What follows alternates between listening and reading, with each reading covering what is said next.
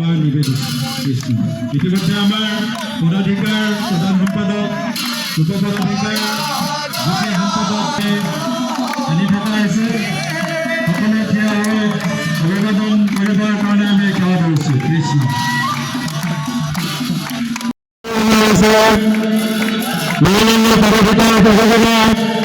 আমি সকলোৱে অৱগত যে শ্ৰীমন্ত শংকৰদেৱ সংঘৰ এখন মহা অধিৱেশন 93 সংখ্যক অধিৱেশন অহা বছৰ 2024 চনৰ 2, 3 আৰু 4 এপ্ৰিল তাৰিখে 3দিনীয়া বৰ্ণাঢ্য কাৰ্যক্ৰমণিৰে ৰঙিয়া জিলা শাখাই আমন্ত্ৰণ কৰি আনিছে আৰু ৰঙিয়াত এখন অধিৱেশন অনুষ্ঠিত হ'ব।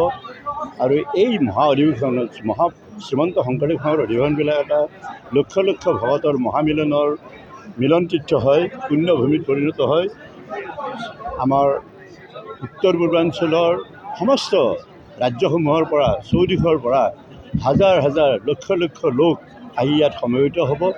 এই লোকসকলক আৰু ভাৰতবৰ্ষৰ বিভিন্ন প্ৰান্তৰ পৰা গুণী জ্ঞানী সজ্জনসকলক ইয়ালৈ নিমন্ত্ৰণ কৰি অনা হ'ব।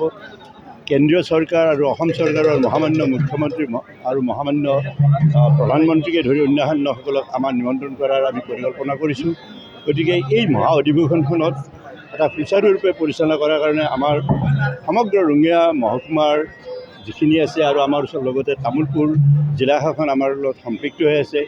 এই গোটেই আমাৰ পূৰ্বৰ যি উত্তৰ কামৰূপ এৰিয়া আৰু নিকটৱৰ্তী যিকেইখন জিলা শাখা আছে, নলবাৰী জিলা শাখা, গুৱাহাটী মহানগৰী বা দৰং জিলা শাখা, এইবিলাকে আমাক সহযোগিতা কৰিব।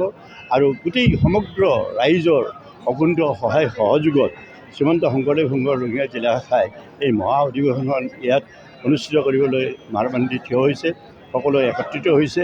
আমি আশা কৰিছোঁ যে ৰঙিয়াৰ সমগ্ৰ দল মত নিৰ্বিশেষে, জাতি ধৰ্ম বৰ্ণ নিৰ্বিশেষে সকলো লোকৰ সক্ৰিয় সহায় সহযোগিতাত শ্ৰীমন্ত শংকৰদেৱ সংঘৰ পূৰ্বৰ যিমানবিলাক অভিলাষ পাতিছিলে সেইবিলাক যাতে ভংগ হয়। আৰু ইতিমধ্যে আমাৰ ৰঙিয়া জিলা শাখাই এটা সুনাম অৰ্জন কৰি থৈছে।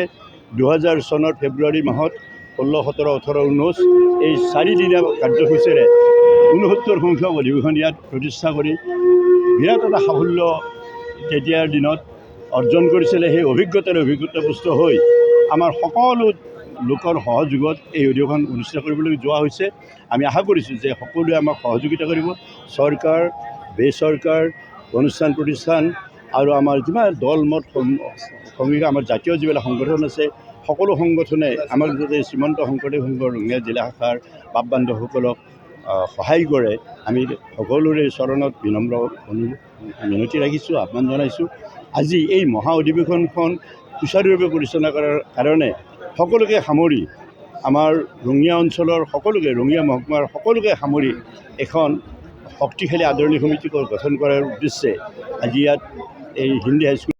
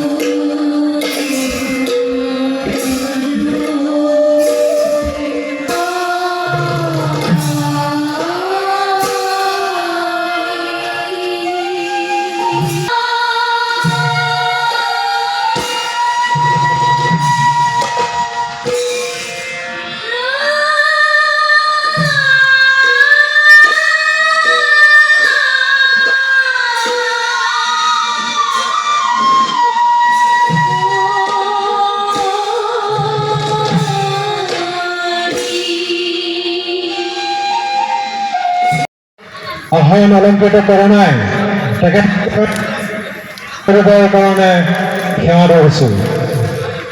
আমি ঠিক 11 বজাৰ লগে লগে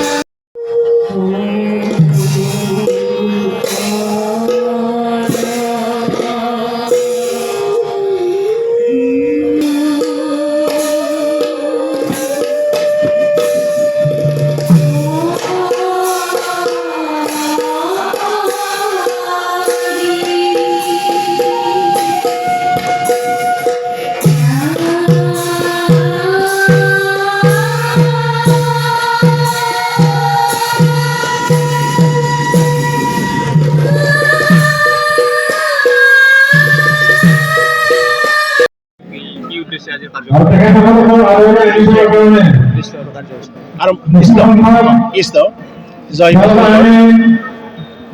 আজি আমি শ্ৰীমন্ত শংকৰদেৱ সংঘৰ এই ৰঙিয়া জিলা শাখাৰ আতিথ্যত আগন্তুক 2024 বৰ্ষত আমি শ্ৰীমন্ত শংকৰদেৱ সংঘৰ 93 সংখ্যক বাৰ্ষিক অধিৱেশন অনুষ্ঠিত কৰিম। আৰু এই অধিৱেশনৰ আজি আমাৰ হিন্দী উচ্চতৰ মাধ্যমিক বিদ্যালয়ৰ এই খেলপথাৰত আমি আদৰণি সমিতি গঠনৰ কাৰণে এখন ৰাজহুৱা সভা আহ্বান কৰিছোঁ। আৰু আজি এই ৰাজহুৱা সভাত আমাৰ আগন্তুক অধিৱেশনৰ আদৰণি সমিতি গঠন হ'ব। আৰু ইতিমধ্যে আমাৰ শ্ৰীমন্ত শংকৰদেৱ সংঘৰ বিভিন্ন জিলা শাখাৰ পৰা আমাৰ ভকত বৈষ্ণৱ আহি পাইছে। আমি খন্তেক সময়ৰ পিছতে আমি আমাৰ আজি এই কাৰ্যসূচী আৰম্ভ কৰিম।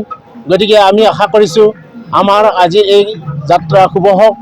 আমি যেন ৰঙিয়া জিলা শাখাই আমি আমাৰ শ্ৰীমন্ত শংকৰদেৱ সংঘৰ 93 সংখ্যক বাৰ্ষিক অধিৱেশন সফল কৰিব পাৰোঁ তাৰে কামনা কৰিছোঁ আৰু ভগৱন্তৰ আৰু গুৰুজনাৰ ওচৰত আমি সেৱা আগবঢ়াইছোঁ। নিশ্চয় 93 বাৰ্ষিক অধিৱেশন ভাগিল আজি আদৰণি গঠন আজি কাৰ্যসূচী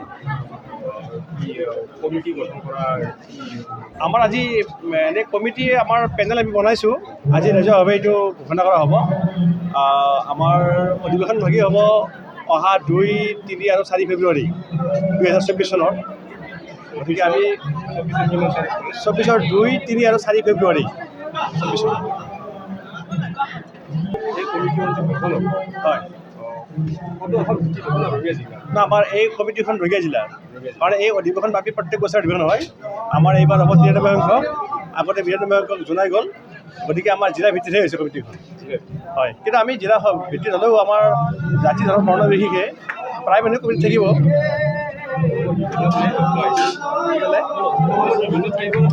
আহিছে গোটেই উপজিয়াৰ পৰা দূৰলৈকে আহিছে, বহুত বস্তু আহিছে। কালিৰ পৰা আহি আছে, আজিও আহি আছে, আহি পাইছেহি।